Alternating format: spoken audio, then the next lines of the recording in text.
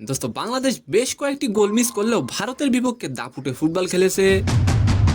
ভারত বল পজিশনে এগিয়েছিল, মাঝমাঠের প্রাধান্যও দিয়েছে দোস্ত। তবে গোলের সুযোগ তৈরি করেছিল বাংলাদেশ। তবে বাংলাদেশ ম্যাচ ড্র করায় খেলার পর অবাক করা একটি কথা বলেন হামজা চৌধুরী। এন্ড সেকেন্ড নিউজটি থাকবে দোস্ত, মাঠে হার্ট অ্যাটাকের শিকার হয়েছেন তামিম ইকবল। তার অসুস্থতার খবরে রীতিমতো চিন্তায় পড়ে যায় দেশবাসী। আর এবার সাকিব খান তামিমকে নিয়ে মুখ খুললেন। তো আশা করি নিউজ দুটি জানতে অবশ্যই ভিডিওটি সম্পূর্ণ দেখবেন।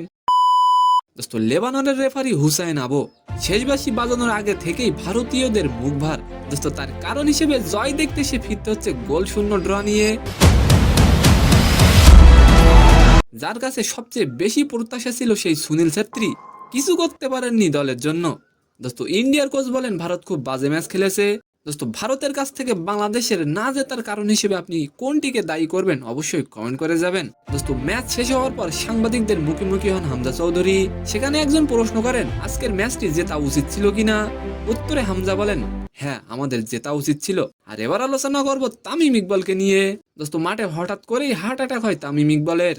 পরে হাসপাতালে নিয়ে যেয়ে হার্টে রিং পরানো হয়। এই বিষয়ে সাকিব খান বলেন বাংলাদেশ ক্রিকেটের গর্ব তামিমের দ্রুত সুস্থতা কামনা করছি। প্রার্থনা করি আল্লাহ তাকে সম্পূর্ণ সুস্থ করে আমাদের মাঝে ফিরিয়ে আনুন। তো সম্মানিত দর্শক, আজকের ভিডিওটি কেমন লাগলো অবশ্যই কমেন্ট বক্সে জানাবেন। আর ভিডিওটি যদি ভালো লাগে অবশ্যই একটি লাইক দিয়ে আমাদের চ্যানেলটিকে সাবস্ক্রাইব করে দিবেন। ধন্যবাদ।